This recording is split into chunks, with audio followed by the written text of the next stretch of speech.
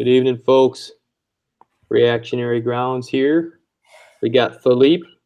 We got Natty. At long last, Natty joins us on the channel. Naughty? Naughty Natty. Very excited. like So, guys, we just thought maybe it'd be interesting to have a midweek kind of bonus episode. We might start to do this in the future where we have kind of supplementary episodes just to explore deeper into some of these topics, get into the weeds, explore some of the ideas and thoughts and the issues that are more nuanced that we don't have the time for on Sundays, or the main event for networking and organizing, coordinating, and all that stuff with the big boys. But here we can talk about some stuff that's less pragmatic and more philosophical or religious or whatnot. So one topic we've been talking about in private lately in our circles is the issues of race as it relates to Christianity, or specifically Catholicism, as well as nationalism. One thing we were talking about in private was you see this scenario not too rarely in the dissident right circles, where you have a white advocate or a self-proclaimed white nationalist who also happens to have an Asian girl that he's dating, or just some girl who's not white. And there's that tension, that obvious tension that many white nationalists will call out and say, hey, what are you doing calling yourself a white nationalist when you've got a non-white girlfriend? And then you got the tension between the race and the religion, the dictates, the doctrine, the theology of Catholicism, for instance, and racialism.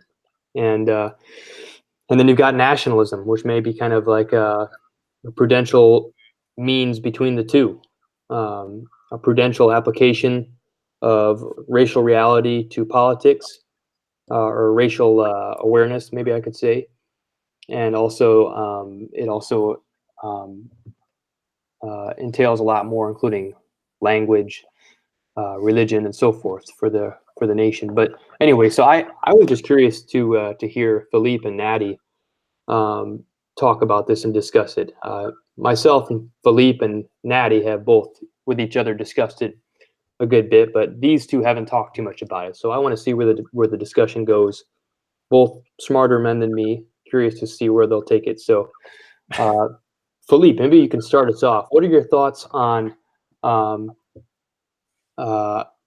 if you are, say, a Catholic?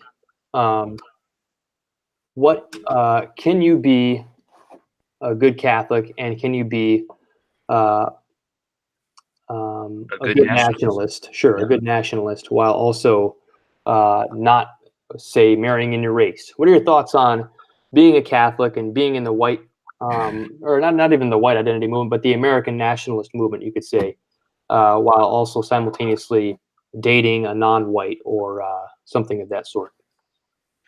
Sure. Well, based on what we were chatting about before, it seemed that, or the person that I had chatted with had called himself a white nationalist. So are we talking about general nationalism, or are we talking about white, like race-based nationalism? Like race, are we talking ethnic nationalism or civic nationalism? Because obviously there's going to be a big difference in argument between those two differing nationalism philosophies. Well, maybe you don't have to make quite so stark. Maybe they're not quite so mutually exclusive. Maybe you can have kind of a halfway house between, where you acknowledge the importance of the racial component, but it's not first and foremost and all important. It has co-importance with language and religion, as opposed to you're totally, so-called colorblind. You're totally unconcerned with race and purely with only concerned with the the ideology. Sure. So, yeah. Go ahead, though. Does that kind of answer your question? Yeah, sure. So basically, I'll lay out the general situation. So I was talking to this one bloke, right? He calls himself a white nationalist or white identitarian, at least. And he's also dating a mixed race woman. I believe she's part Asian, I don't know, a bit of black, a bit of what else, basically like a Cajun stew. You got crawfish, you got spices, you got potatoes, just a bit of everything, right? So I guess it doesn't matter the specific ethnic makeup.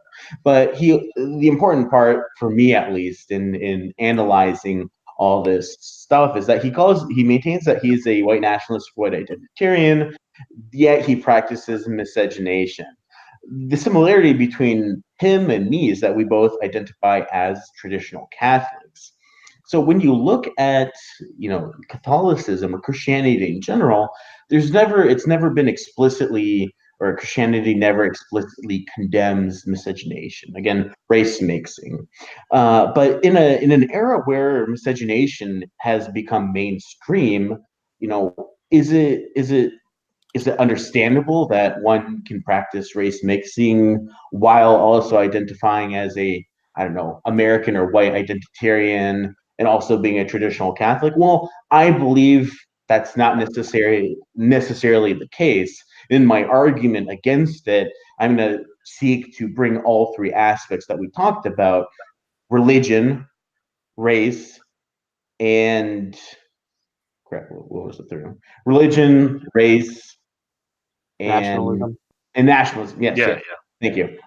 Bring all three components into my argument for why I believe you can't be all three, or it's not good practice to be all three. I mean, you can be all three, and within, I guess, certain parameters or within certain lax parameters, you can still fit those labels. But I don't believe in practice that it really is a good idea. So talking from the religious aspect, so traditional Catholic, or specifically traditional Catholicism, but more so of the more traditional branches of Christianity, specifically Orthodox and Catholicism, you really never, and the Vatican really has not said anything about race mixing. So I'm not necessarily going to go about it in a theological perspective.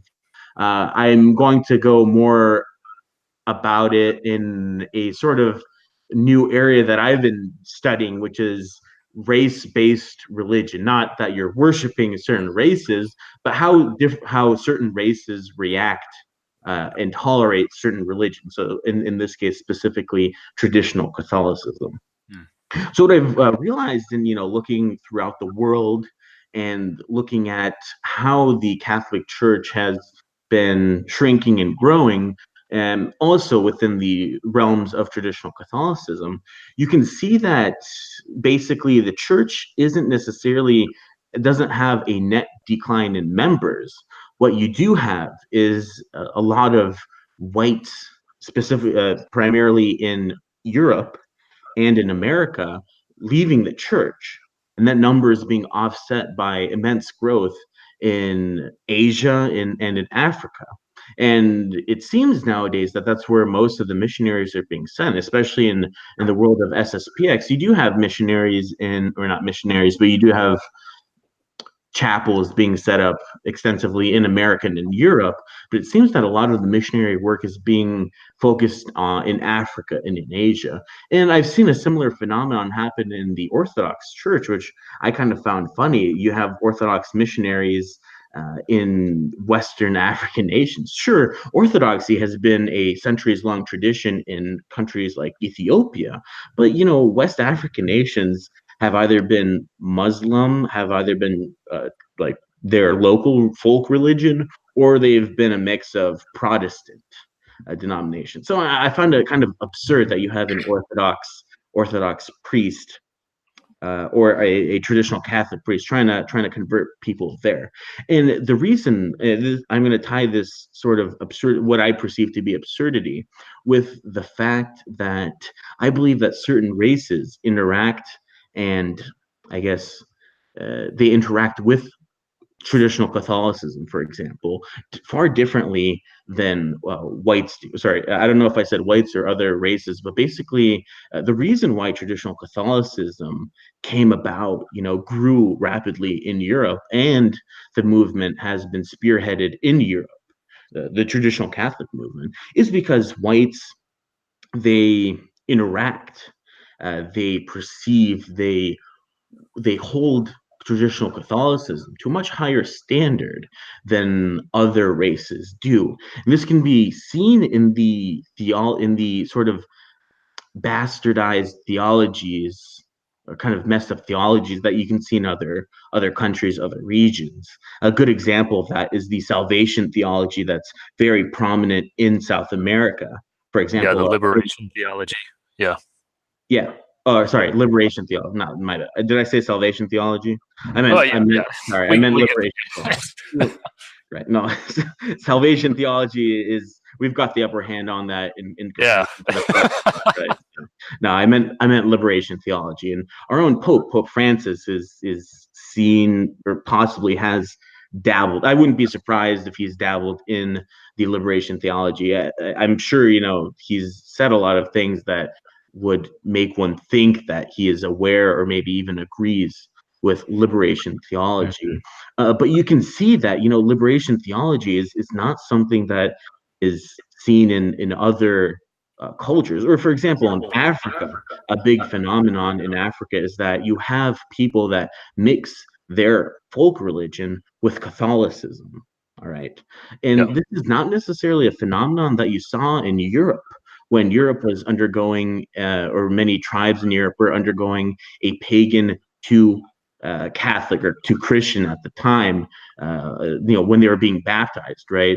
It's not like you had pagans praying or newly converted pagans praying to Jesus at a pagan temple, right? No, the missionaries came in, they set up their own mission, they baptized them, and immediately there they had set up. They worshipped Christian gods in a Christian setting. Now, of course, you could argue, oh well, not Christian Christmas and Easter were set up along pagan lines, basically, since Christmas and Easter fall along with or fall in the similar time as the spring solstice or something. Basically, Yeah, two yeah. things that are important for pagans. And it's the way I see it is that one could argue that that was a sort of like settling. The missionaries uh, settled for that in order to enable an increased amount of converts. But I disagree because really, those sort of pagan traditions never really took root or didn't take root in anything, especially in theology. We don't see anything like that. And obviously, there's really nothing pagan about Easter or Christmas.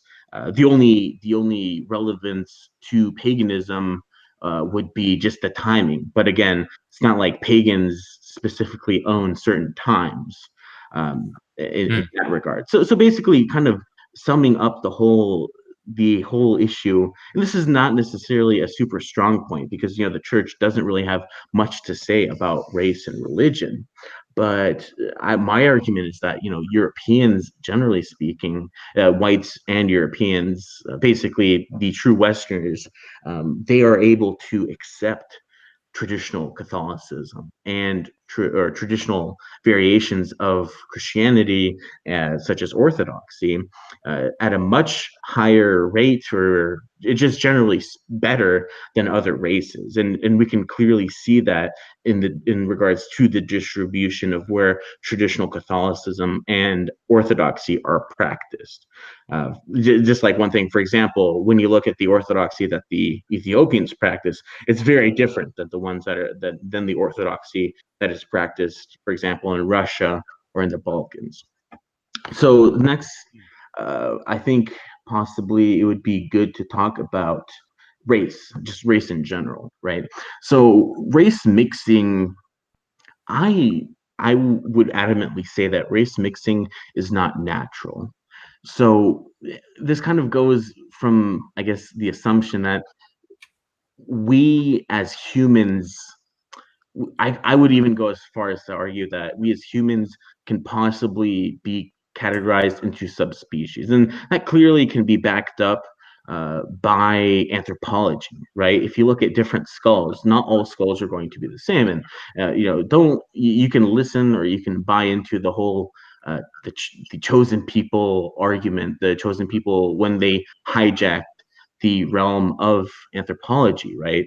They continue to argue that race and anthropology have nothing to do with each other. Well, that is definitely not the case, and I'm sure Natty and reactionary grounds would agree with me in that regard. So given hold on here, Phillipe. I just want to interject two things. One thing, just so y'all know, we are all Reactionary Grounds. I'm BigMac. Sorry, I didn't introduce myself. I'm BigMac. We're on the Reactionary Grounds channel. This is all of our channel. I don't want to, equate Reactionary Grounds to me. It's us, but I'm using the Reactionary Grounds channel to be Your name seems to change every minute. So I felt BigMac, Reactionary Grounds. But what I really wanted to interject was, how do you react to the idea of rather than separate species, separate breeds? I mean, you've got many different breeds of dogs. How about we take a step back? Since I talked about the Catholicism or traditional Christian religion and race, is there anything that Natty wants to say before I continue? Okay, sure. Yeah. Well, I think here I'm not like Phillipe. I'm not a white identitarian. I don't know what that means. I'm a nationalist. I don't know what white identitarianism means, and obviously I get the gist of it. It's it's European and whatnot. But even are you a white nationalist? White nationalist? No, I'm just a nationalist, plain and simple. There are many types of whiteness, in the world. Try and get a German together in the same room with a Frenchman or whatnot. They have different traditions. They're different people almost. Almost like the Slavs and the Angles, right? The English and someone from Romania. So they don't have a whole lot in common other than the color of their skin. But what they do have in common is to try and get this, bring this towards religion is a Christian tradition. Up until about Henry VIII, England was a Catholic country, and Romania is a Catholic country. So two people have something in common, right? And and that was the identity of Europe is not whiteness. The identity of Europe, I think, is Christian, whether it's Protestant or Catholic. There's a duality there. That happened about 500 years ago, but it used to be unified as one holy Catholic Church. And there were different. You could have your spats in between the different nationalities and all that kind of stuff. And Lord knows they had their fill of wars. Killing each other, but they all had religion in common, right? Mm-hmm. So, and even in terms of, and when you talk about religion and race, I think what we have there is a misplacement of priorities. It should never be, and this is where I'll agree with you. I would say that liberation theology and the different practices of Catholicism around the world. Like I just BigMac sent me a whole website with all these pictures of postmodernism infiltrating the church. And what was it? There was a traditional jungle dance mass in New Guinea or something. It was just awful. It was unrecognizably un-Catholic. And what you have there is the problem that we have with modern Catholicism.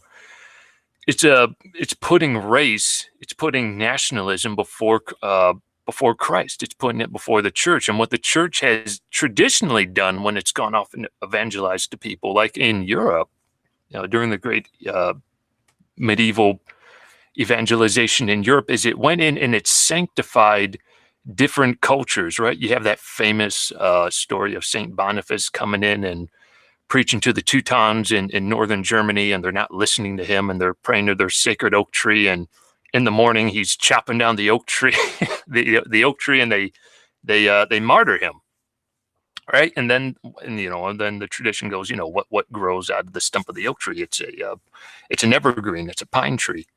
And that's the new symbol. That's a symbol of Christ. It's a tree that doesn't die in the winter. It doesn't, it never dies. It's green year round. Grew out of the stump of the false religion. So it's a sanctification of the old pagan traditions, right? The Yule festival in winter, the winter solstice. Christmas. Keeping the log alight on the darkest time of the year. Well, what better way to sanctify that than to have the eternal light coming into the world, right? Christ coming into the world at the darkest time of the year, right? It just all these, same thing with Easter, the resurrection during a season of nature resurrecting. Yeah, but it's never the pagan tradition. It's never nature. It's never people over the message of Christ. It's always Christ coming in and or the church coming in and changing the symbolism to match Christ. And what we have So with kind of what you're saying, if I could interject, Natty, what you're saying is that the faith sanctify, or the religion, the church sanctifies the local, or the local, national, or common culture, as opposed to the other way around, where the local secular, or I shouldn't say secular, but the local or indigenous culture, so-called sanctifying the religion. Reversely, it's the other way around, where the religion sanctifies the culture, and it. Yeah, absolutely. And this is the problem that we have with things like liberation theology and modern Protestantism. Liberation theology puts the working class. It's a Marxist kind of infiltration interpretation of the Gospels. Christ is no longer Christ the Redeemer. It's Jesus the social worker, right? I think John Dewey, not James Dewey, John Dewey in the United States was talking about how Christianity could be a wonderful tool for society if only we got that pesky religion out of Christianity. Well, it wouldn't be Christianity anymore. They're looking to make it into some kind of social institution where people get together and they hold hands once a week and they pray and they clap and they all get fried chicken out in the parking lot afterwards or something. And they all donate money to some kind of take your pick of a social justice cause, right? And this has been the dream of unchristian Christians, ever since, from Robespierre all the way up to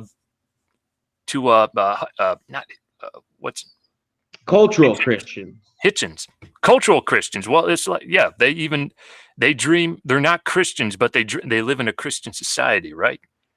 The Christian message is always trying to be co-opted towards some kind of secular bent, secular goal, right? But you take Christ out of the picture and it's never going to be the same. And I think that's what, just to wrap this up, what you were talking about with, all these different types of church practices and traditions going on in Ethiopia and Japan and all that kind of stuff. That's fine, I would think, if those practices are sanctified by the church, and that the goal of those practices is Christ and the adoration of Christ and to live a good Christian life.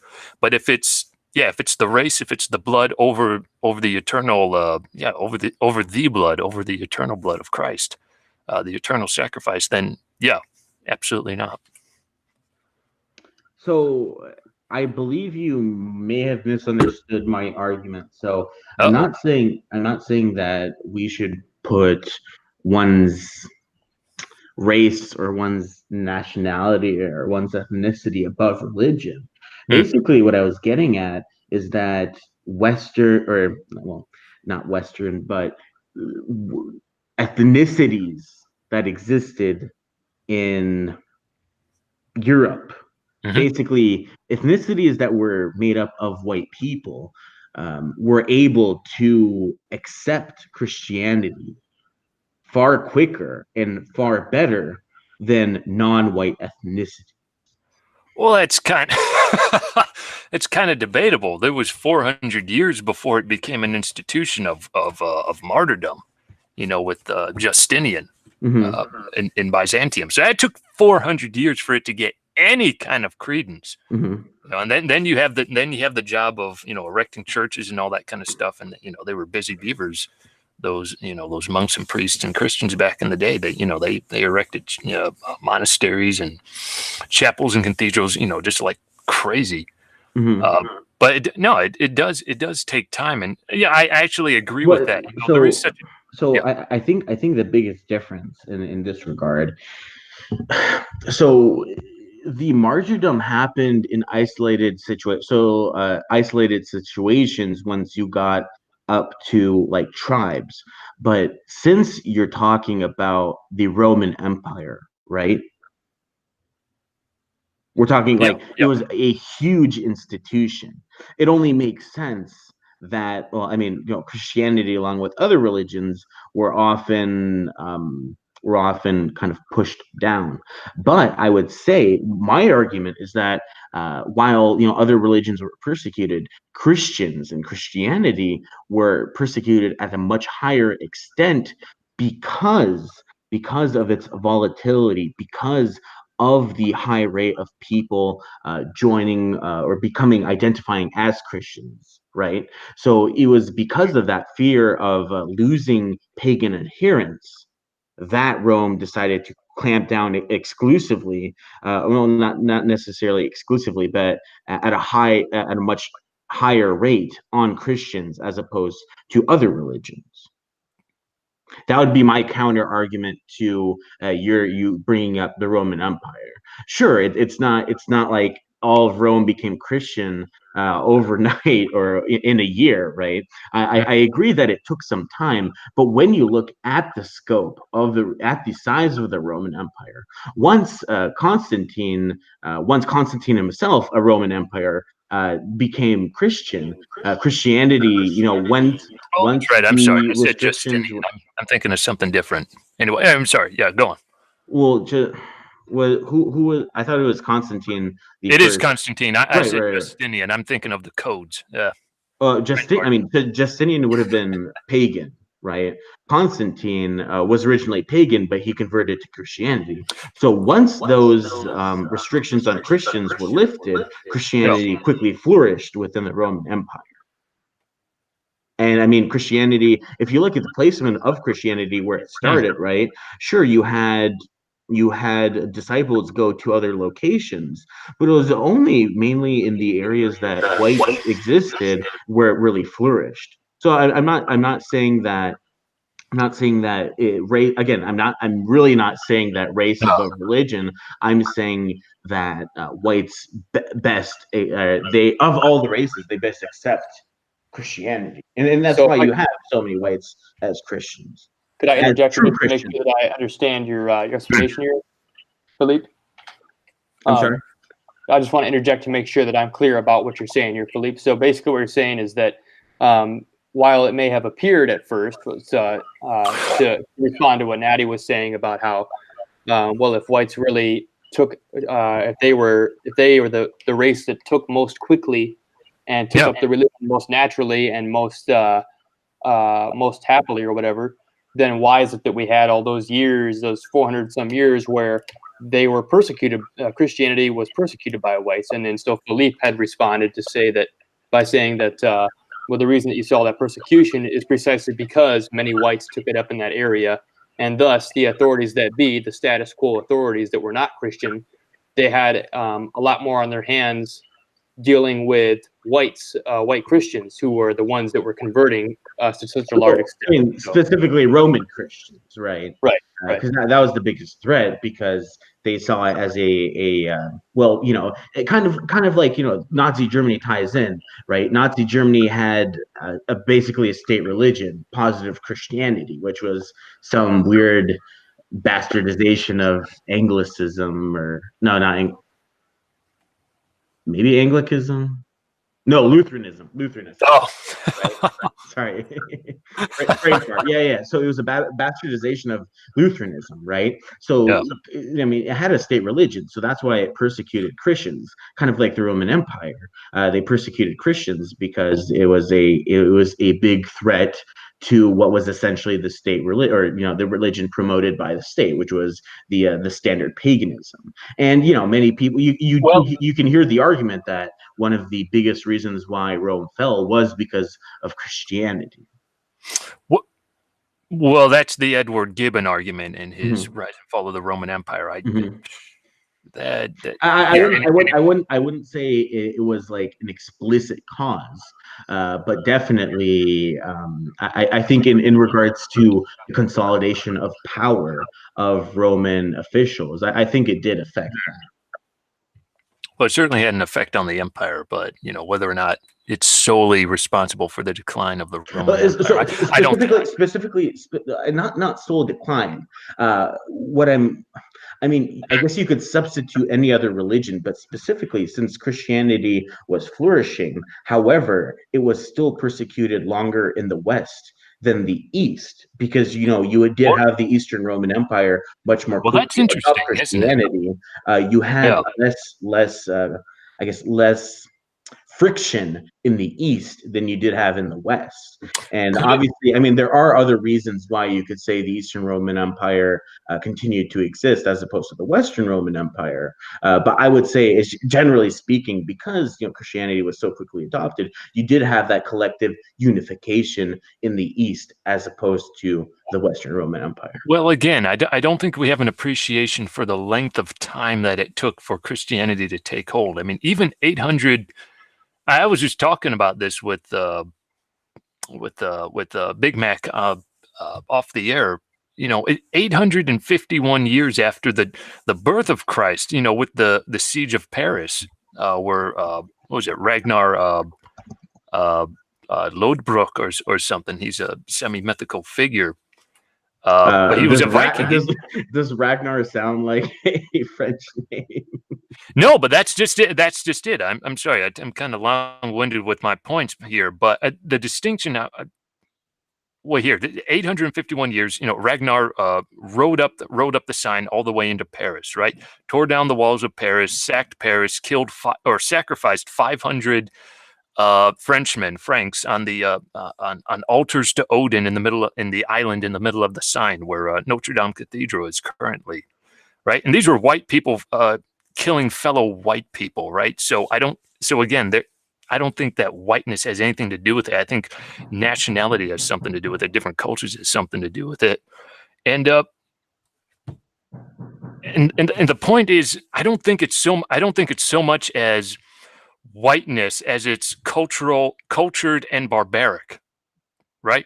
The distinction between cultured and barbaric. Why did Christianity take its hold in Egypt, in Byzantium, in North Africa, faster than it took hold in Spain, France, and Germania? Well, that's because it was a cultured place. They had reason, they had dialogue, right? And the faith isn't, this is a whole topic in and of itself. What, sorry? Say that again? Sorry, they had logos. Well, they had the philosophy of logos, right? With Paul arguing with the philosophers, the sophists on Mars Hill, right? What's he doing? He's not being a street preacher saying that you're all going to go burn in hell if you don't adopt the message of Christ. He's reasoning with them. He's arguing with them on Mars Hill and saying that this theory of logos that you had, this Christ figure, this Jesus fellow, he is the fulfillment of that. You worship a single deity even though you don't know his name. Well, I've come to tell you his name, right? And he was able to convert these people through dialogue, through reason, through sophistication, right? You can't really have that with the German tribe that's hunting wild boars in the middle of Teutoburg Forest or whatnot. You can't have that level of sophisticated dialogue with it. And so I think it's and that took 400 years for it to get, really get a foothold, for Christianity to really get a foothold. And then the barbarians came and the Visigoths came, and it was an argument to be made that Christianity actually stopped Europe from receding further than it could have into an even darker age than the age that it went into. It's all the monasteries, it saved all the manuscripts, they saved all of the philosophers, the work of the ancient philosophers and whatnot. Now, why didn't they burn them? Because like what Big Mac Daddy said, Big Mac Daddy, that's what I call you. Big Mac. Oh, it's what Big Mac said. It's logos, it's reason. Christianity is not antithetical to reason. It embraces it, right? But reason can't bring you to Christ. You can only bring you so far. So if you're a reasoning people, if you're he who has ears to hear, the truth, let him hear. And this is why in places like sophisticated places in Asia, like Japan had a flourishing Christian culture there, or subculture there for a little while, right? There were Christian samurai, if you can imagine such a thing. And then the Tokugawa shogunate came along and massacred them all. I think it was in Nagasaki. There was a Christian rebellion, and they were all massacred, and Christianity was outlawed in Japan all the way up until Admiral Perry opened it up to the West in the 1850s, 1860s.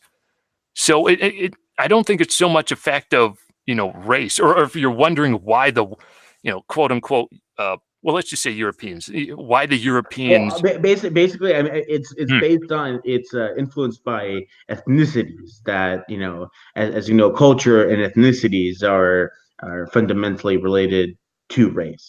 Right. Well, I think and again, if you're wondering why ethnicity, the European ethnicities had a better time establishing Christianity and and spreading the gospel. Not just spreading the gospel in Europe, but actually springing off from there and spreading it into the New World, into Africa, and into Asia. It's because there was a culture of sophistication there. There was a reasoning culture that preceded Christianity and believed in logos. I mean, Phillipe, if you look at, for you. I'm sorry. I think the feds are knocking for you. I didn't hear what Mac said. BigMac. There's some feds, I think, knocking at your door. I hear somebody knocking repeatedly at your door. They're not my door. I don't know what's going on. As you know, I got a means to defend myself. So. All right. Go on. In Minecraft, of course, we don't. In Minecraft, yeah, I got that diamond pickaxe. Oh man. But anyway, go on and go on and respond to that if you would like. So when you look at the types of people, I guess this could be Hollywood, partly Hollywood, right? But if you look at, there's that one, I think it was called Silence, the movie Silence by Scorsese or someone, right? That was awful shit with kind of propaganda. Oh my goodness. Sure. Yeah. So obviously it was the Jesuits. Anyway, I'm sorry.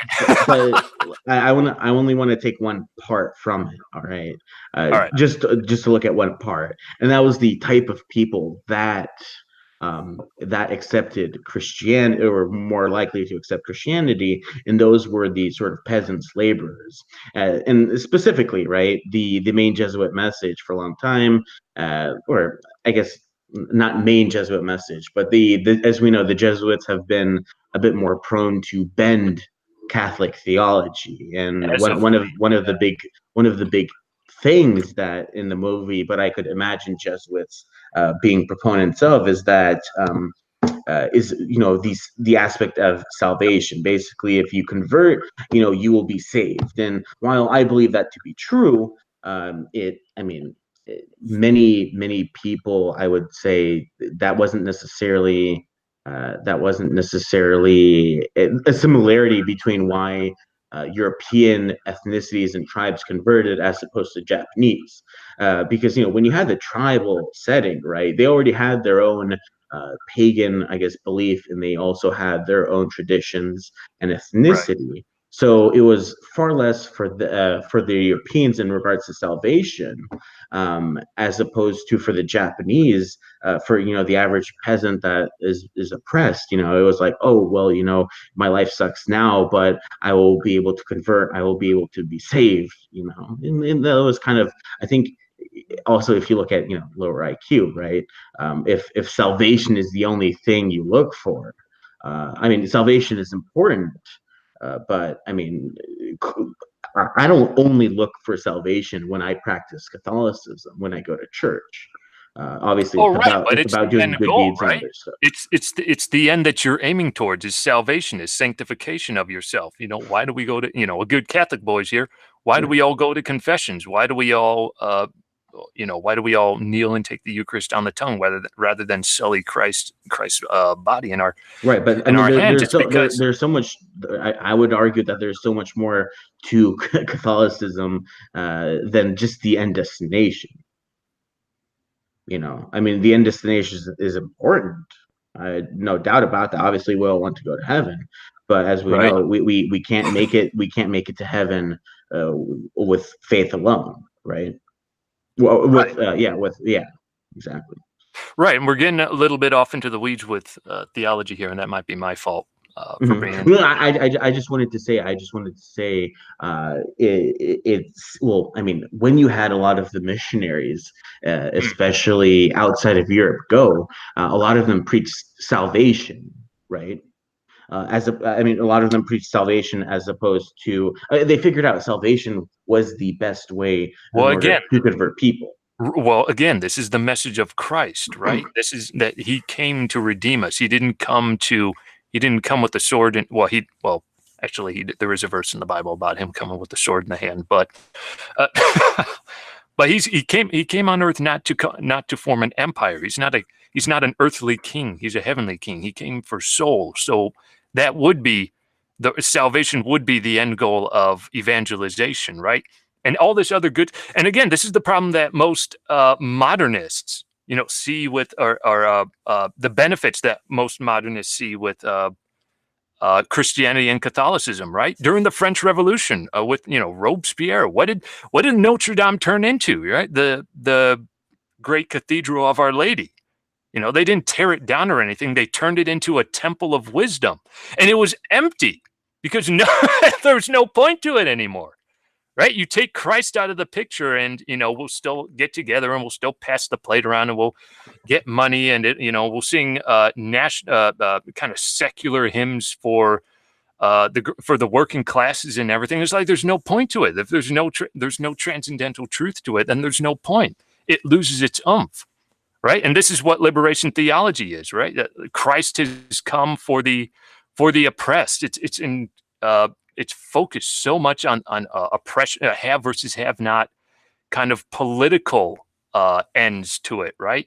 The church needs to be active in day-to-day life. Well, yes, but is that your end goal, to create heaven here on earth, or is it to go forth and make disciples of all nations?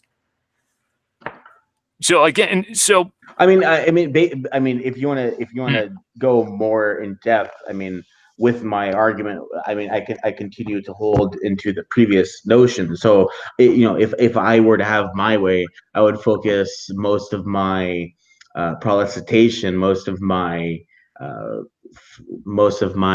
should I say it? Most of my missionary work, conversion work, in the West, because that's where I would get, let's say, the biggest bang for the buck. Obviously, I'm not explicitly talking money. It would just be where it would be most effective. Well, I don't know about that. Okay. I mean, the West certainly is in trouble. The West has lost religion, right? And something secular, something naturalistic kind of philosophy has taken its place. Right. And we're very comfortable. We're very comfortable here in the West. I think that has a lot to do with it. Why fast when you can gorge yourself on some, baby back ribs at Applebee's for $9.99 or whatnot? It's absolutely, everything is at our fingertips now. We get unlimited, sex whenever we want on the internet. You just type it in and off you go. And human beings were never meant to have that kind of access. We were never to this kind of wonderland of delights, 24/7. There's a time and a place for this, and this is what the church teaches. The church teaches you to restrain yourself, right? Because in virtue there is freedom. You're a slave to your sins. If you can't control your baser instincts, you're absolutely a slave. And I see this with the resurgence of paganism. Here in America and over in Europe, it's a return to a naturalistic. It's a return to naturalism. It's a return to a kind of a man-made structure, right? They're worshiping things they understand, which turns out to be a worship of themselves in the end, right? Like Odin. Oh yeah, all the pagan gods are emblematic of human characteristics, right? Whereas the Christian God is imminently transcendent. We cannot comprehend his mind, right? But and this is what naturalism is, and this is where we're turning towards in the West. And it's a descent back into the way things have naturally been throughout the world.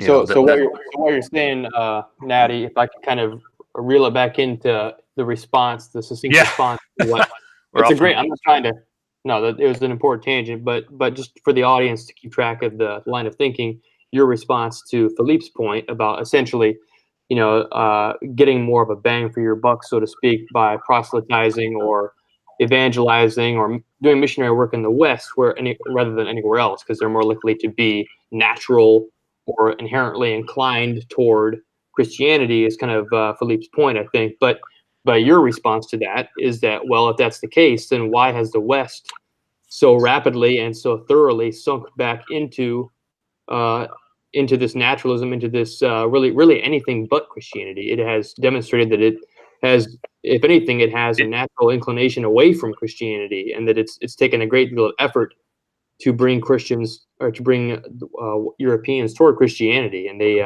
I have a couple. I would have a couple points. Well, on that, could I just continue on with that for a few more minutes there, oh Philly? God, no. I'll sum. No. Sorry, I'll No, sum it up. well, I mean, I think if Yeah. you really want to, sure. But I wanted to hit on the two other points that I have, because we've gone off the boat into, or off. I don't know what the American phrase is, but basically we've really gone off the deep end in regards to the theology. Yet we've forgotten about the whole miscegenation part. Well, So all I was gonna say basically is I think yeah. you brought up some really good points, some really good counters to some of my arguments.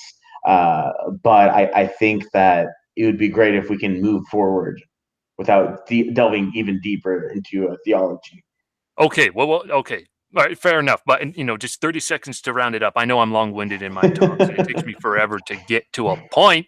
But here's the point. The point is that Europe is returning to the state of the natural world, right? It's returning to it's returning to the same kind of religions that India, that Africa, that the pagan South Americans, that that the pagan Japanese all had, back in the back in the hundreds of years ago.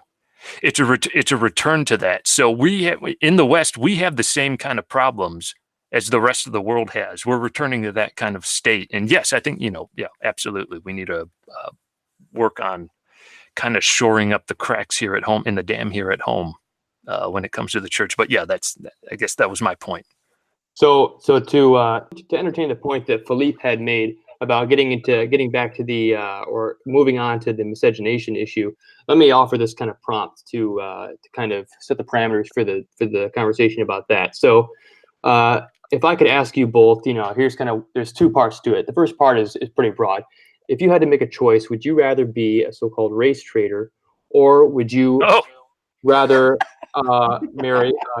Would you rather marry a Catholic woman, even though she's a good, wholesome, even traditional Catholic woman who has Western eyes? She speaks the language. She embraces and accepts and cherishes and advocates for the Western traditions and culture.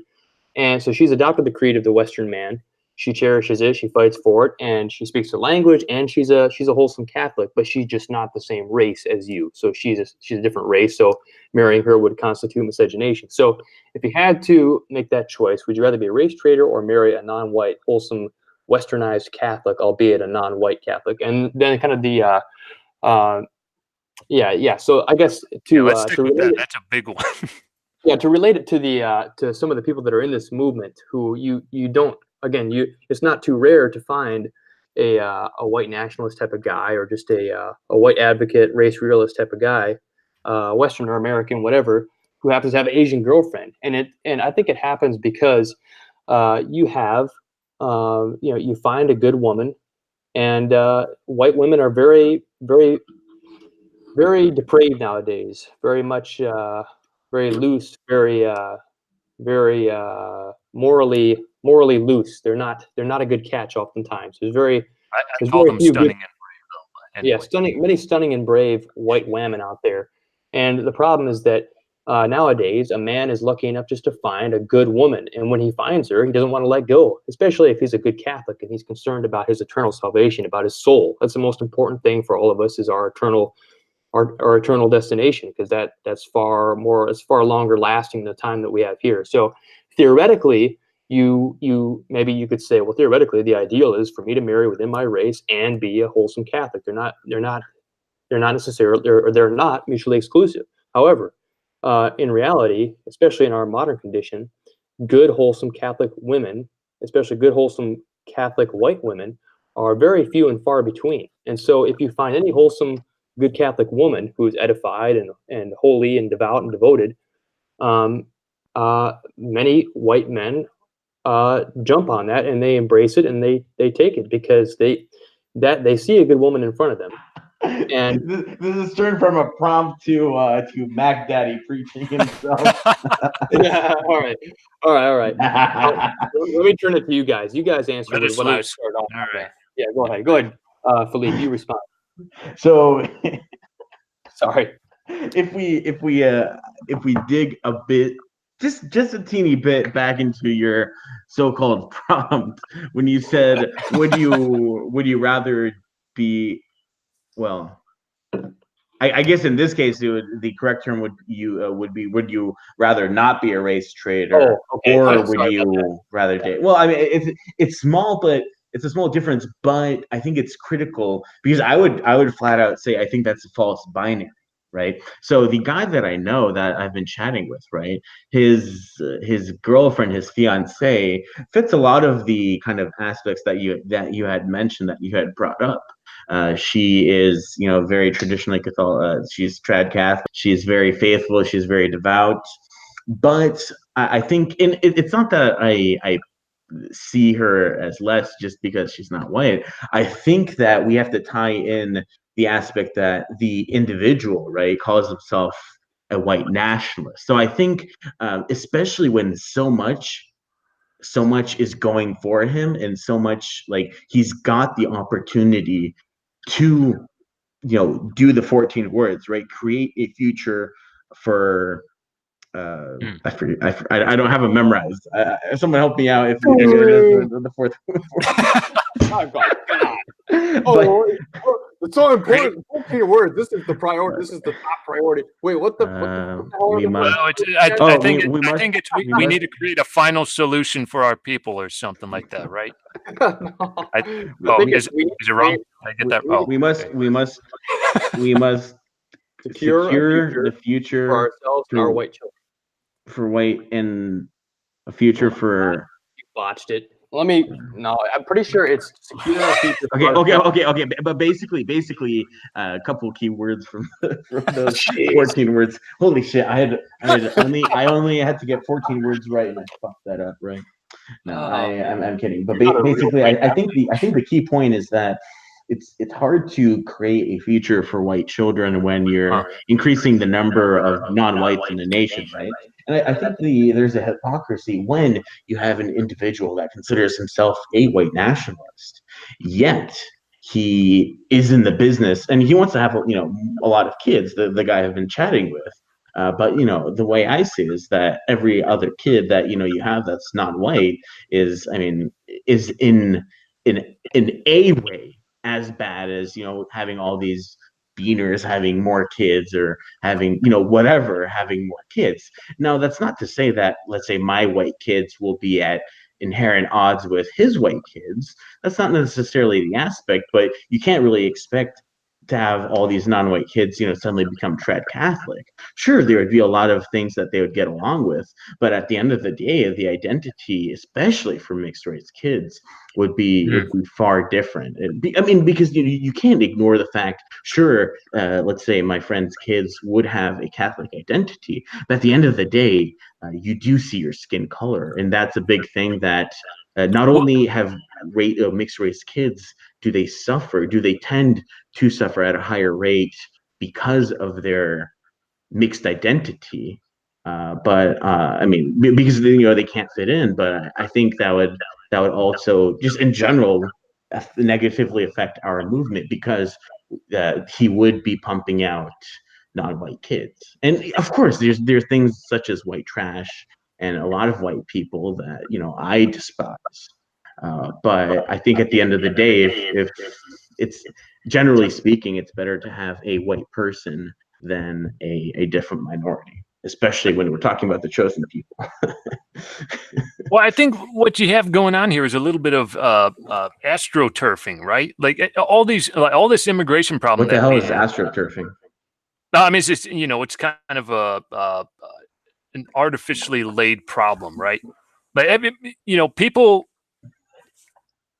nations have a right to self-select, right? And usually nations coalesce around, certain people, members of the same tribe. You speak the same language. Exactly.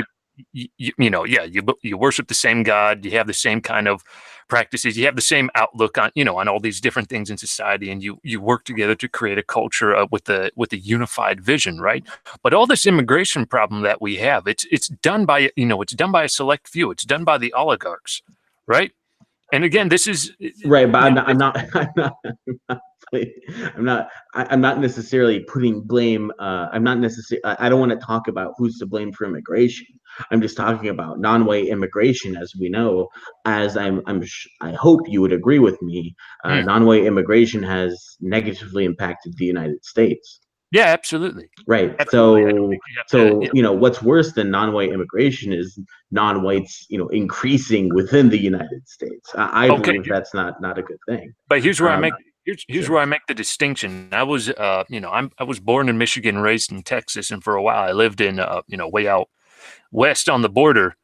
And all these people coming in, they don't have their allegiance lies with their home country, right? They are they're still a foreign people, very much mentally. They're foreigners living in our land, just sucking on America's teat, just living off the milk and honey and the fat of the land, right? And they'll do that as long as they can. The difference, and that's immigration. The difference between if mixed race couples is that when you found someone who's voluntarily, entered into the fold, if you have a unified vision, if you have a minority person who believes that, European culture is something special, needs to be preserved, that this country has European roots, right? We need to adhere to the, I'm not a constitutionalist, purely like the Constitution will solve all our problems, but there is something special about it. If you adhere to the Constitution, if you learn the American heritage, right, you read American literature, you read American history, and you get in touch with the past, right? I don't see any problem with that. Like, these people coming in have no relation to our past. And so if you meet someone who's voluntarily entered our kind of cultural, intellectual fold, I don't see any kind of problem with that. I know. No problem. Like, they could be purple and like. Well, I guess that's a bad leading example. No, absolutely not. Because again, what is white identity? Going back to what I was talking about earlier in this discussion, what is white identity? I don't know what that means. If you're talking about Irish identity, if you're talking about Lithuanian identity, if you're talking about Austrian identity, right? I'm the product of a Lithuanian mother and a German father, right? But I identify my heritage as German, right? I know nothing about my Lithuanian heritage, right? Even though I'm, if you want to say I have mixed ethnicities, right? I chose the one that I think is better. And it's just going on to talking about, marrying a minority or whatever. You're having mixed race kids. There are lots of, and again, what's the primary, in terms of religion versus blood, what's the primary identity supposed to be, right? It's never supposed to be, as a good Catholic, it's never supposed to be blood over salvation. It's always Catholicism first. It's always the church first, right? And you talk about, of course, different cultures, different regions of the world will practice Catholicism differently. Sometimes, heretically, I think, but often heretically. Oh, well, yeah, I would say so. But when you have someone who, if you have a Ruth-like figure, look, for those who don't need a refresher on the story of Ruth, right? She's a Canaanite woman who married a Jewish husband. Her husband died. Her father-in-law died. Her other two brothers-in-law died and whatnot, and she has to return to Israel with her mother-in-law, right? And what does she do? She proves herself worthy. She starts, she looks after her mother-in-law. She starts gleaming crops from after they've been sowed, just picking up the scraps there. She keeps house. She looks, she makes sure that that her mother-in-law is looked after, right? And with her husband, or with her future husband, Boaz, right? A good, upstanding citizen in the Jewish community, right? A very rich and wealthy man who's owned land, he owns crops, and all that kind of stuff. What does he do? He looks at her and says, "Oh, wow, look at that Canaanite woman," right? No, he says, "That's a good woman. Look at how she takes care of her mother-in-law. That's a dutiful woman," right? And then, and the story goes on, and it's like how she's sleeping at his feet because she doesn't deem herself worthy enough to sleep with him and all that kind of stuff. But again, the story is a process of showing her shedding her Canaanite identity, right? Even though her blood is still Canaanite, right? She's shedding her Canaanite identity and saying, I adopt I want to enter into this Judaic fold, right? I want to worship, your, I forget the first line, was something like, your roads are your ways are my ways, and your God is my God, right? That's a conversion story.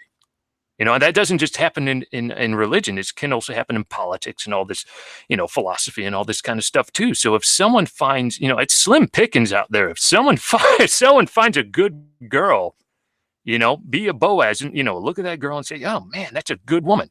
She's got her head on right. She's going to mass. We're praying to the same God. We're both devout. We want make babies and, but multiply, be fruitful and multiply. God bless you. Sorry, that was a bit of a spiel, but go on. No, I mean, I think you bring up a lot of interesting points. I think in specifically, when I'm talking to this guy, right? So yeah, so again, this guy's fiance, a very devout Catholic, whatnot. And, I have nothing against her on a personal level, but if I were to kind of connect the fact that we need to be Catholic first, right, and then the race second. It's not. I mean, sure, I can look at myself and say, oh, well, I'm white. That doesn't necessarily.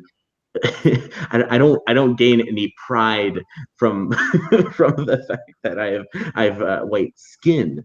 I think when people often talk the white nationalism, because it's heritage, right? It's not skin color; it's heritage, right? But in the era where you have a lot of unfortunately a lot of countries, but especially a country like America, where you do have a lot of non-original, I guess, like you don't have as many original European descendants as you used to, like percentage wise. I think that's, and because people have lived here for so long, right? A lot of people have lost their specific, they have lost their specific ethnic identity, but they still retain the general Western identity, which again, most always is only found in Europe and and was found in America because it was a European, it was a British colony, right? So a British colony that became independent. So basically, where I want to go with this is, I'm sorry, go on. So basically, where I want what? Please. Well, just bringing up, interjecting with the point about American colonies being British and whatnot. In the 1900 election, you have Theodore, or it was in 1904. I think it might have been 1904. You have Theodore Roosevelt chastising women of the upper class in New York during a campaign speech, saying that you got to multiply. You got to be fruitful and multiply. All these Irishmen, all these filthy Germans are coming in and speaking their weird guttural language in our bars, or setting up breweries all over the place, right? Like if you, and his last words of the speech were something along the lines like, if you women won't produce and continue the line of the Anglo race, then by God, I hope that some other stronger race emerges and takes your place. Right. And America used to be an Anglo country. WASP. Yeah. WASP. WASP is a term that was kind of formed, a derogatory term that was formed after the Civil War. But America used to be WASP pre-Civil War. Or I'm sorry, not WASP. English. It was English pre-Civil War, right? That was its heritage. It was an English heritage that that had intentionally cut itself off from the motherland. And you look at it today in terms of counties, what our ethnicity is. It's 75% German. It's wild. It should be wildly different, right?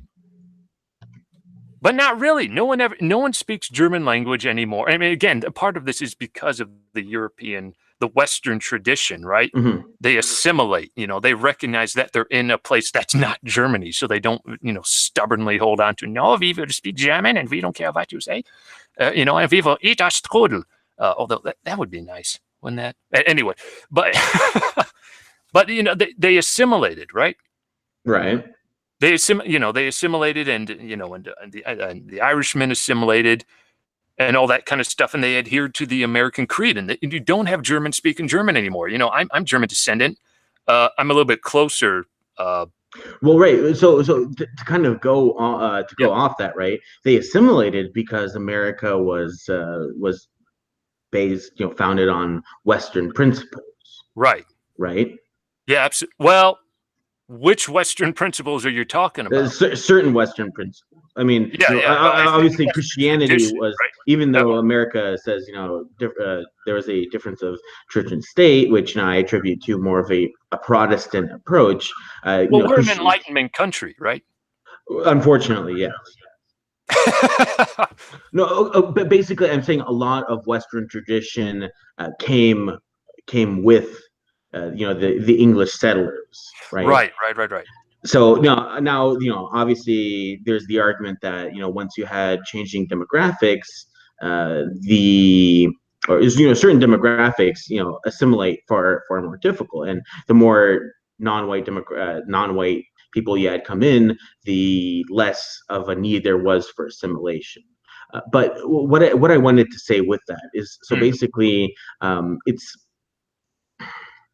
the white nationalism, right? So it's, I mean, I would argue that it can be interchanged with basically a sort of like Western nationalism.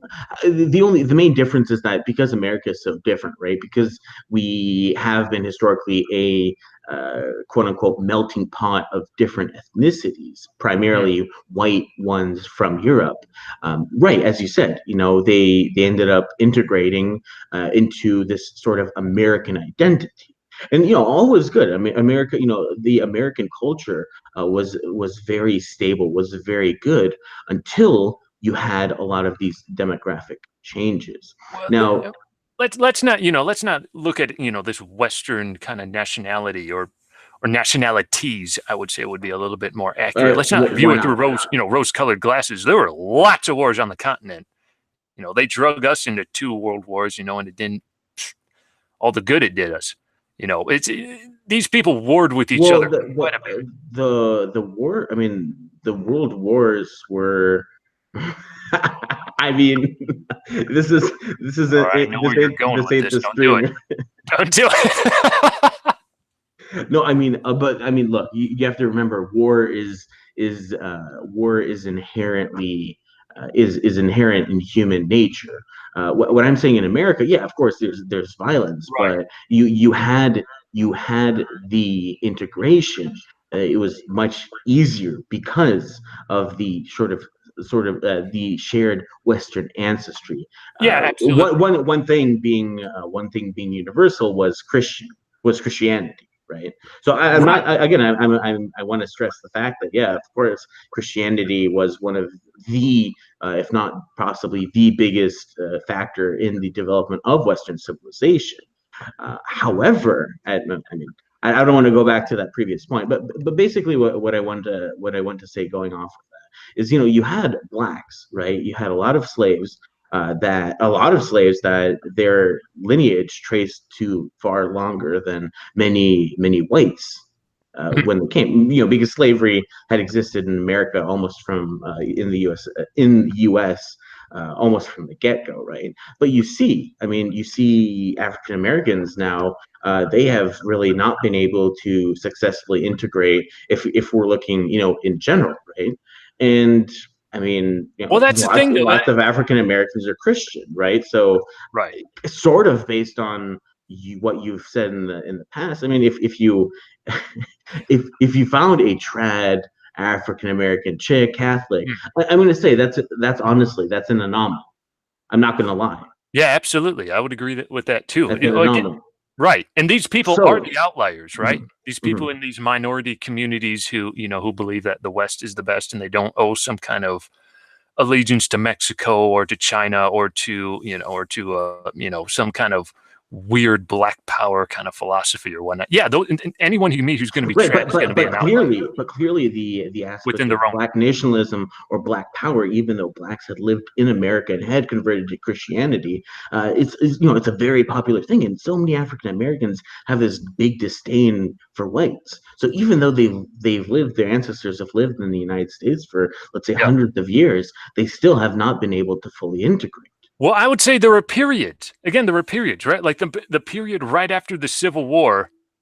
You have what was it? Trying to think off the top of my head. The Tuskegee the Great Migration. Well, that's blacks as proxy warriors and going up into and destroying religious communities up in the northern cities. But I'm talking about blacks integrating into white society, right? You have Scott Joplin, you have the blues music, you have jazz music that was wildly popular, right? Harlem, right, in the 19-teens, 1920s, 1930s, right? The old Duke Ellington song that I think it's the 40 train, but there's a song about him talking about the train that led from white New York down into Harlem. Why? Because all the whites wanted to go down there and have a good time, right?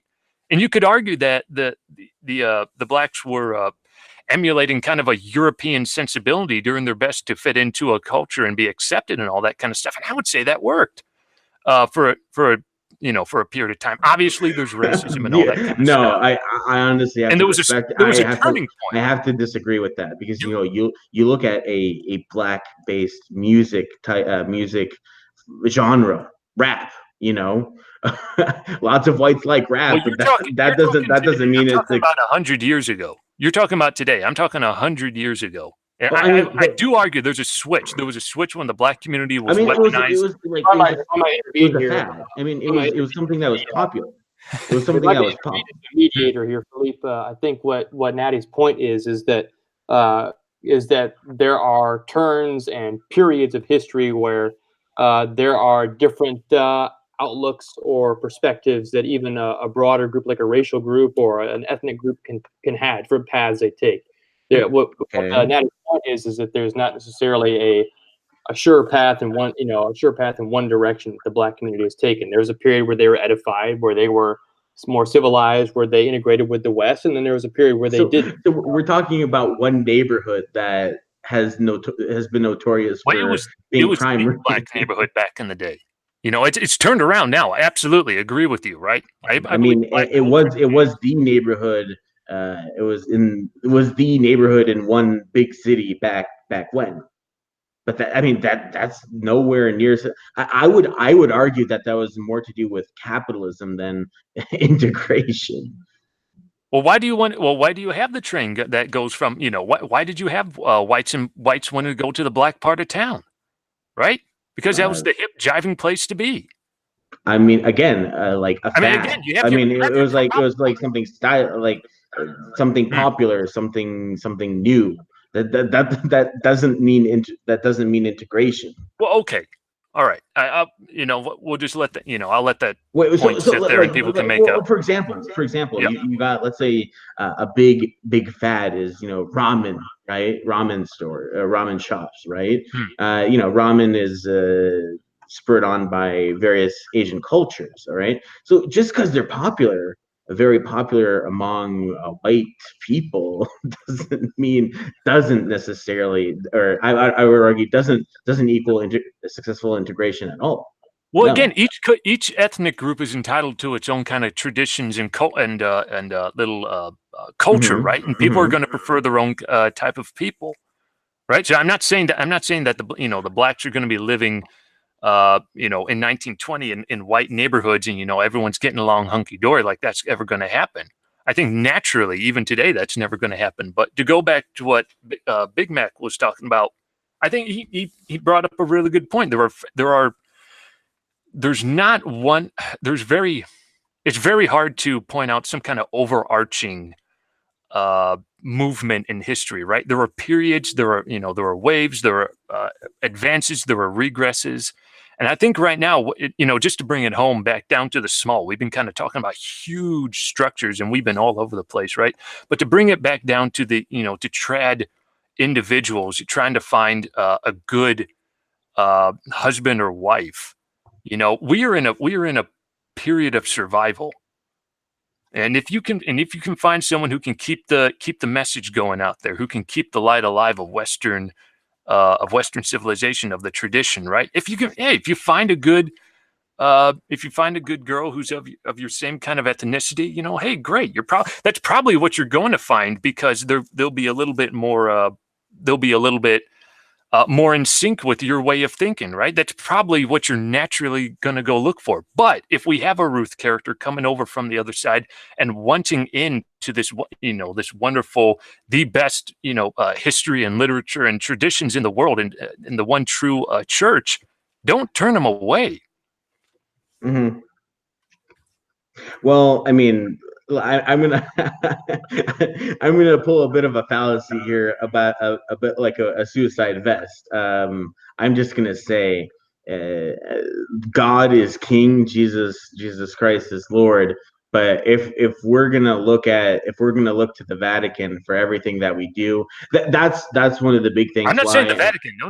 Well, but the church, right? We want to strengthen the church, right? And a strong church helps people have a strong faith, right? I tell you, a strong church rectifies many of the ills in our society, and we have a seriously exactly.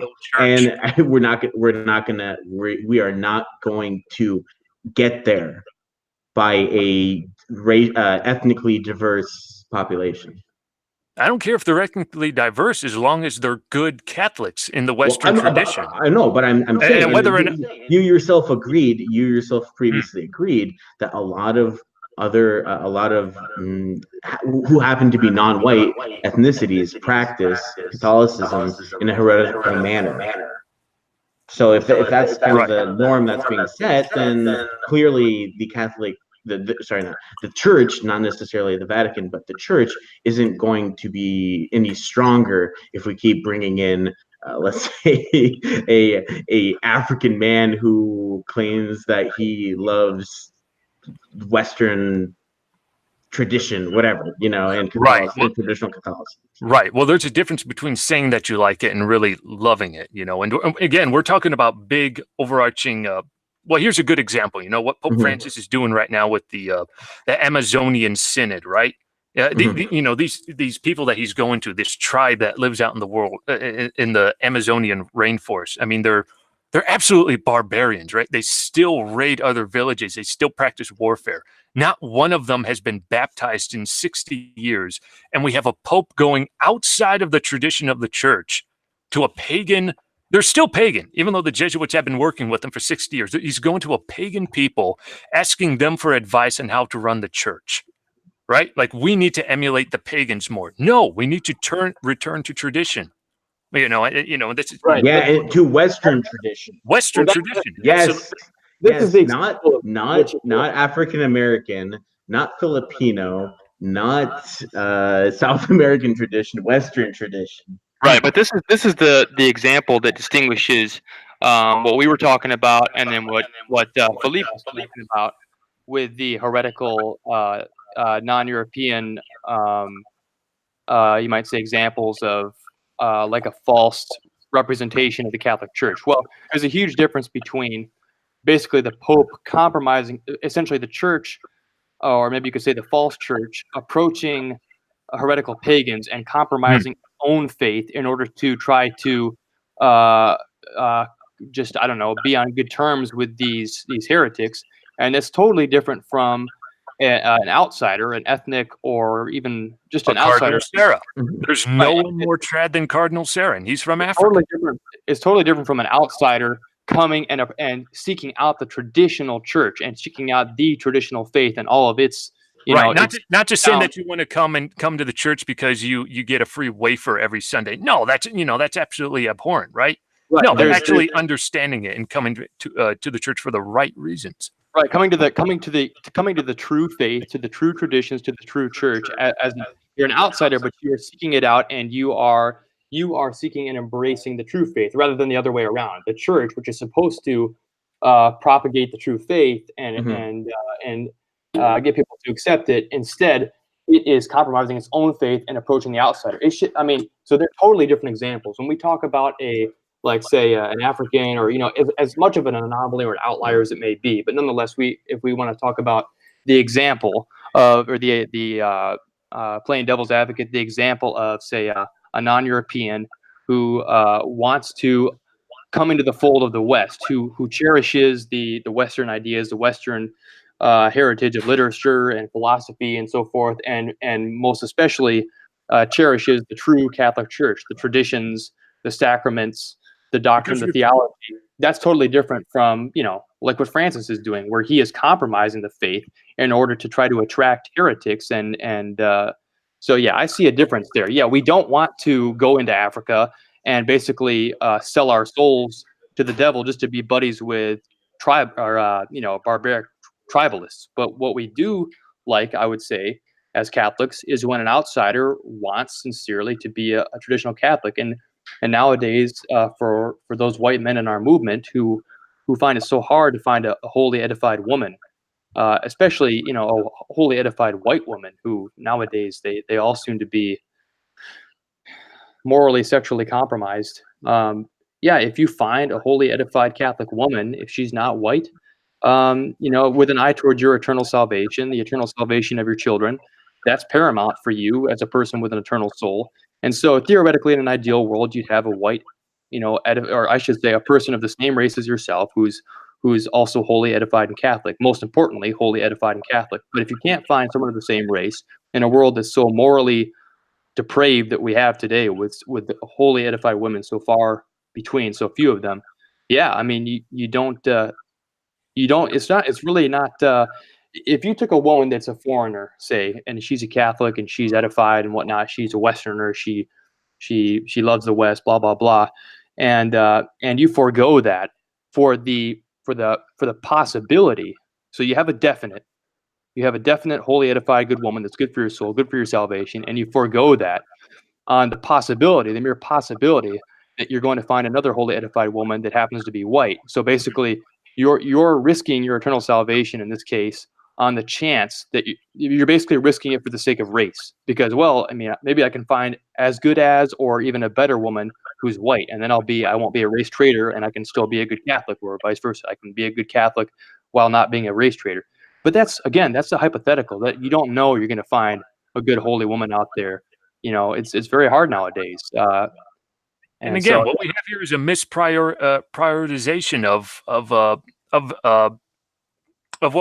what we're looking for, right? We're looking for people of faith. We're looking for people who are holding the torch of the West up high, right? And if we're sacrificing people like that, whether or not they're ethnically pure or whatnot, for the bloodline, for the purity of the bloodline, we've lost. Where it's never going to go. And this is why we should put our hope and our trust in the church, in the conversion power of the church, in the word of God, and not in maintaining the bloodline. Bloodlines change all the time too. Like, just take a look at England, right? Maybe not as drastically as what's going on now. I mean, it's absolutely abhorrent what's going on now. You have a whole bunch of foreigners living in England. But England's history, right? England started off as Celtic, right? And then it was no longer Celtic, and then it was Saxon, and then it was no longer Saxon, and it was Danish, and then it was Saxon for a little bit more, and then it was French, right? It was Franco, it was Frankish, it was the Normans who moved in here, right? The Picts, died off. The Celts died off.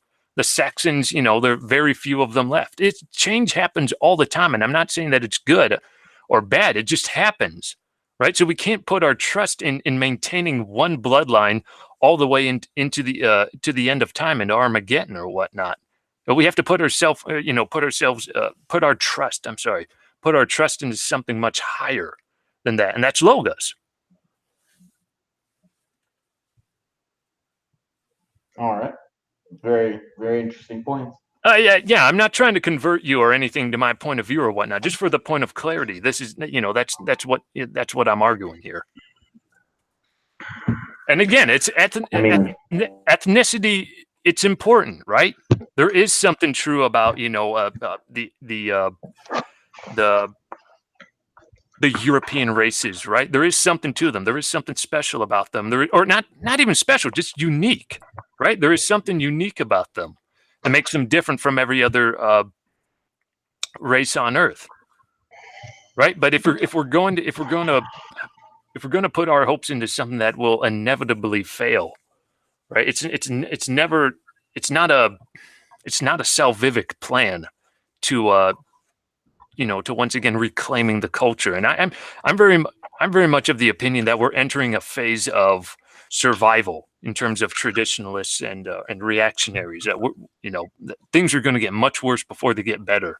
And I definitely won't live to see things get better. Maybe not my children. Maybe my grandchildren. Right. And I hope that they still have the same kind of Western values, Germanic kind of Americanish values, in order to hold their heads up high and to live for something greater than themselves, right? To live for a tradition and a heritage.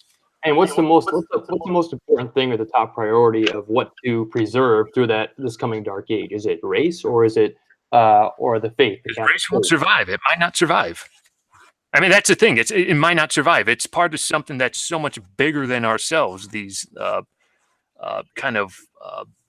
these astroturfed ethnic cleansings that are going on all over Europe. They need to be opposed, absolutely. But to put our final goal into it and to sacrifice your happiness with an individual just because she or he is, not of the same European kind of lineage as you, I think that's a mistake. Okay, well, I think that's a good point to wrap up. That sounds good. We got clarity on both sides, so I think. Mm-hmm. Yeah. Well, I mean, Phillipe, I guess we could go on forever, but if you, I know that I lean toward Natty's perspective, where I see great importance in race and significance in it, but it's just I suppose I could say that there are lots of good points that Phillipe makes. Absolutely. Right. We agree on a lot, and I would say that I think race is powerful and important, but it's not the top priority. And I think Phillipe has tried to say the same, that he thinks the faith is paramount, but somehow we still disagree because and that's the goal. It's not paramount. It's not at the top. It's up there. It might be second or third, but salvation, Catholicism, the church needs to be at the top. And if they have their eggs, if you meet a woman who has their eggs in order in terms of that, and and follows the good traditionalist Catholic teachings of Europe, that have come out of Europe, good enough. It's better than nothing. It's better than nothing. That's the better than nothing. And Natty and myself, we tend to agree more with each other, and we kind of appear to be, I guess, opposed to Phillipe, or we kind of are in this case. But yeah, Phillipe, even though it's kind of 1 against 2 here in a way, I've kind of tried to keep quiet. But yeah, please do respond, or if you want to, we don't mean to have the last word or whatever.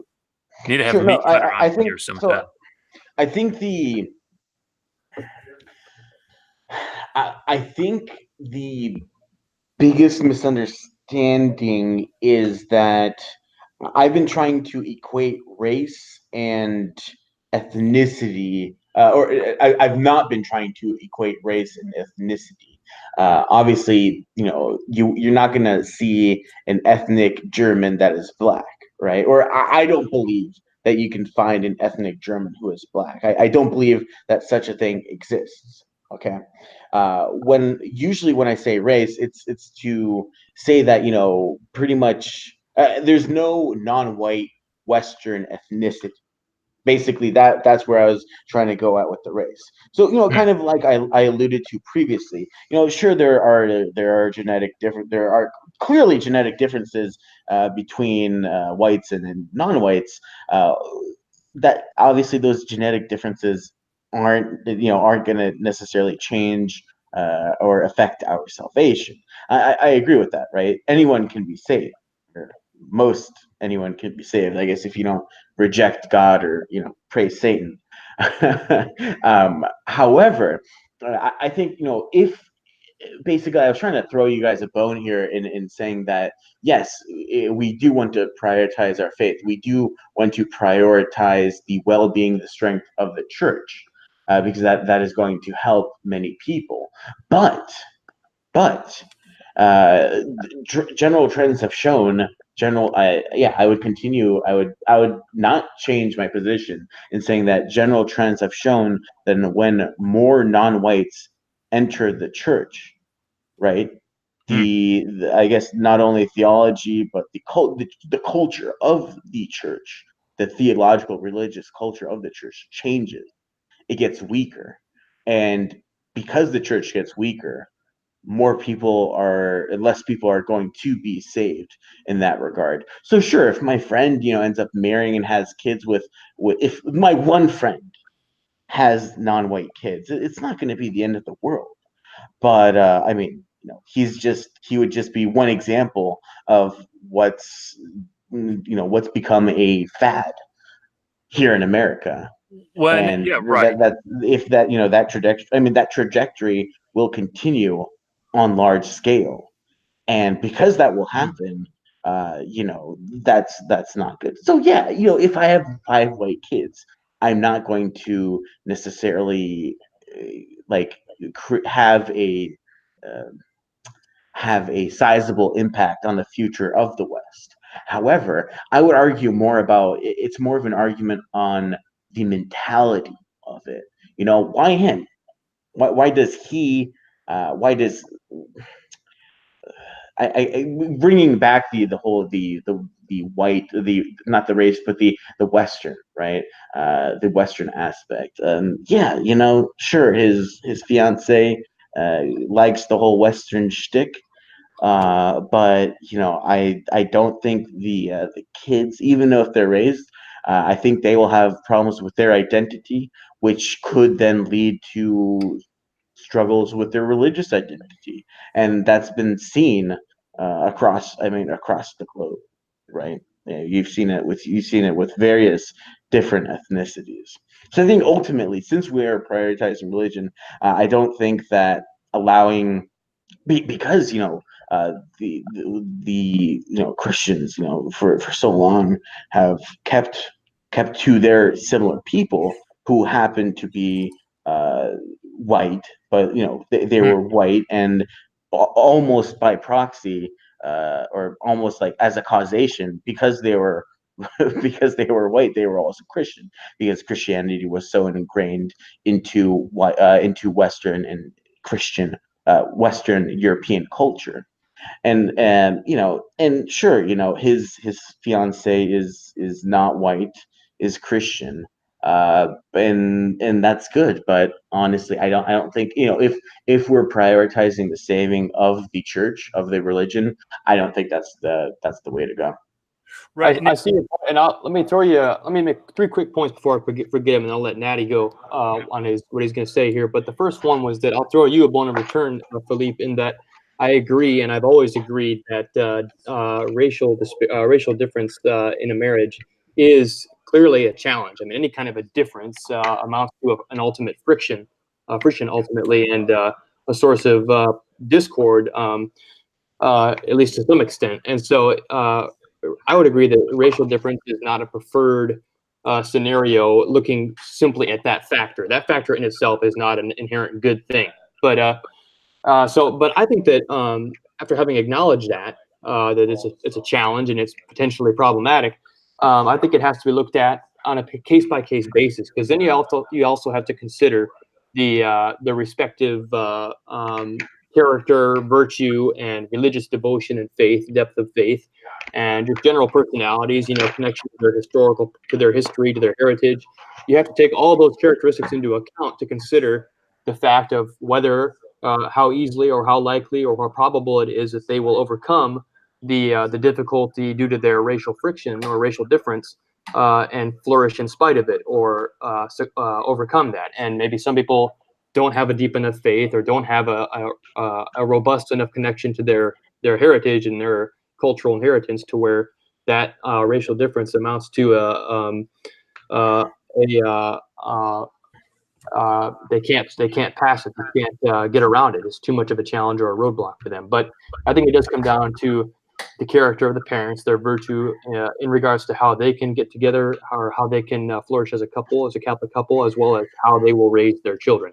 They would certainly have to take their faith and their heritage seriously in order to grapple with the challenge of the racial difference. But so I'll throw you a bone there. It is a challenge. It is not inherently a preferred thing to have the racial difference, and I never disagree with that. I'll try to make the other 2 points real quick. The first point is that I would like to suggest 3 different classifications for people. You've got the foreigner, the citizen, and then someone who is ethnically of the country. So you've got a Briton or a British person, then you've got a British citizen, then you've got a foreigner in Britain. The 3 different classes of people. We've got nowadays, especially, we've got far more probably foreigners who immigrate here, and then I would say we have American citizens who immigrate here. I mean, sure, they all get the title of citizen, but what I would call the American citizen is that's essentially that kind of that little gray area where the civic nationalism comes in, the integration. There are some, probably much fewer than the average conservative admits or acknowledges or is honest about, but there are still some immigrants who come here who truly, genuinely do adopt and cherish and advocate for the Western traditions, the Western milieu of literature, philosophy, etc. Then you've got the vast majority of our immigrants nowadays, especially from non-European countries, who don't have any good faith. They don't approach here with the proposition of citizenship in good faith. They mean to take advantage of the whole thing, and they don't have any good feelings or intentions toward the West. They're basically a sleeper cell, and they are loyal to their home country's traditions and so forth. So those are foreigners. Then you've got ethnically British people or ethnically whatever, and they would be theoretically people who not only are by blood of the stock of the predominant ethnicity of that country, but also they are citizens. They prescribe to the philosophy and the culture, predominant philosophy and culture of that nation. So I would say that what Natty and I are talking about is the instance of the citizen who may be of different ethnicity or race than what is the predominant race of the country, the founding stock of the country.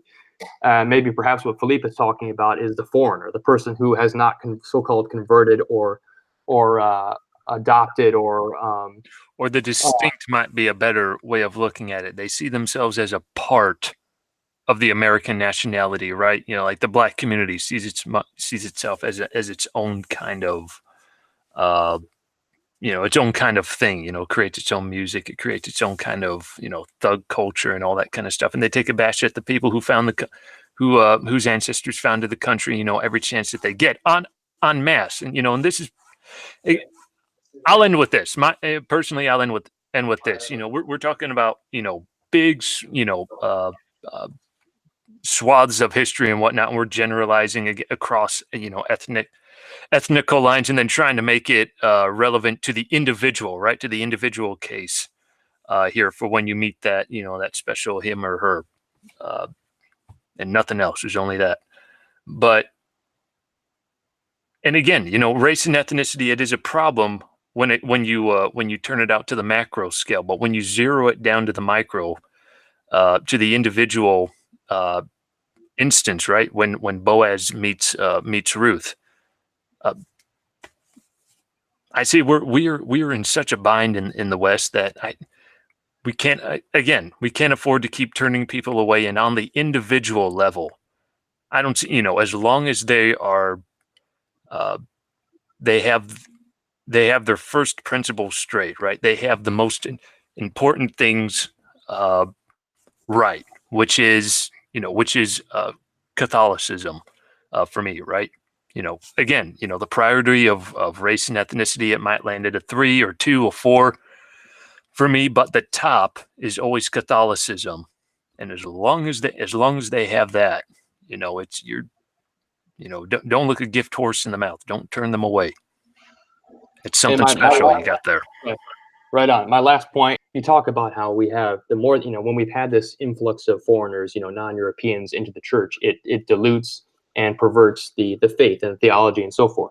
But really, if you look at the most significant and drastic, the turning point of the church into its decline and its descent into the modernism and into the Novus Ordo, so-called mass, and all of the problems with the Catholic Church right now, that real decline, that sharp turn, happened before anybody in the West, whether it was America or Europe, before any of those places really had any kind of a significant influx of African or Asian or South American foreigners. I mean, those sure. I mean, like the Immigration Act happened in 1965, and the Vatican II happened right around the same time. But you can see that the build-up to Vatican II and the enactment, so-called, of Vatican II took place before we really experienced any of the influx of foreigners that such legislation as the Immigration Act of '65 would really affect us. So the influx of foreigners and the incursion of foreigners into the West and into the heartland of the church, so to speak, into the core area of the Catholic Church, that didn't happen until after we had already experienced the Western white people's rejection of the faith, rejection of the church, turning away from the Catholic Church. And so, to me, that kind of undermines your thesis, Phillipe, which is that it's the foreigners that have been the problem, that have been the perversion of the church, and that really the whites and the Europeans have always been inclined toward and predisposed, most especially toward the church. Well, not really, because more than anybody else, they just horrendously betrayed and turned away from the faith in the 60s and the early 70s, before we had hardly really experienced any of this influx of foreigners in either Europe or America. So I contest the thesis that the foreigners really were the problem in the church, or the kind of the catalyst for these problems, or inversely, I contest the proposition that the Western man, the white Western man, is particularly inherently more inclined toward or predisposed toward the Catholic faith than other peoples. But you have the last word, Phillipe. To address that, I'm not sure where you're going with that. I never made a claim that. And I think that's a weird connection you're making between Vatican II and influx of foreigners.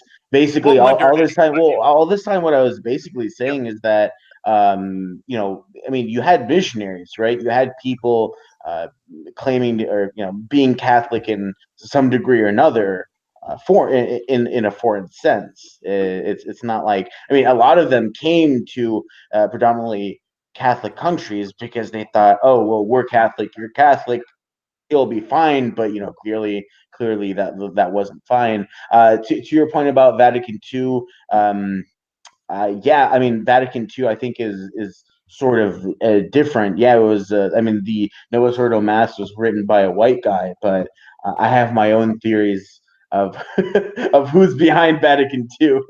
But I mean, I don't think. I think influx of immigrants and Vatican II are two separate things. Especially, I mean, if anything, with Vatican II, the Novus Ordo Mass, or just Vatican II in general, the changes that happen, yes, I agree. It made the Western man, it enabled secularism in the Western man, but it made identifying as Catholic much easier. It lowered the bar for what it meant to be Catholic. And Yeah, I'm under the belief that since the bar was lowered, many more foreign ethnicities were able to jump into the Catholic Church, which kind of like what the Protestants did. It kind of diluted that the theological identity. I don't want to say identity, but it diluted what it meant to be Catholic, and that's why the Catholic Church has been on such a trajectory downhill trajectory. I was just speaking to your point that you had made about how the vast majority, or the theology is perverted and damaged by the allowance of foreigners into the church. But really, by and large, the most significant and most noticeable damage, and the majority of the damage, has been caused, or the damage to the church has been caused by whites themselves. And sure, you could say that certain people of a certain particular foreign ethnicity, also a different religion, had their little fingers involved in the situation from the top, influencing things. Yeah, I'm not going to deny that. That is true. There's those foreign subversive influences there, but at the same time, the vast majority of the white nations, America and the European nations, the white stock, the people that supposedly are more inclined toward the faith than these foreigners who would pervert the faith. Nonetheless, these whites were the ones who almost wholesale embraced these obvious and abrupt and just horrendous changes to the faith and the tradition. So, yeah, I was trying to respond to. I think I made my point, but yeah, no, yeah. I think that is a much stronger point as opposed to what you previously said. I mean, that can definitely be argued. However, I think there were equally number of people of cardinals that resisted that change, especially higher ups. I mean, if you look at it from one way, right? It was basically like corporate saying, this is what we're going to be doing. We're going to run with it now. And so, I mean, it was a big change, right? Originally, Vatican II was not supposed to enable any liturgical. There were not supposed to be any liturgical changes in Vatican II. That turned out to be a lie, and I think most people were just blindsided by it. I think a lot of people resisted it to begin with, but I think also in that era, you started to have that sort of like more liberal area, generally, or liberal times, just generally speaking, after World War II. I mean, I think there were a lot of factors, but I think with Vatican II, I think I'm more looking at the negative effects as opposed to just generally the innate negative effects coupled with changing times at the time of Vatican II. So I'm going to use that as my closing argument. I don't know, is that a good stopping point? Because I feel like we've been talking for probably 2 hours or so. So there's a lot. We've been all over the place. I mean, we need to zero these in a little bit better, and we've been all over the place. Hopefully, we don't. All right. Well, I'm gonna go to bed then. If that's cool with you guys. Yeah, appreciate your time, Philly. Okay. Definitely appreciate your perspective and your input. You can cut that out. Yeah, all right. Yeah, fuck you, Philly. Wow. Okay. Thanks, guys. No, all right. Yeah. Night. God bless, guys. Okay. Happy trails. All right. See ya. Bye-bye.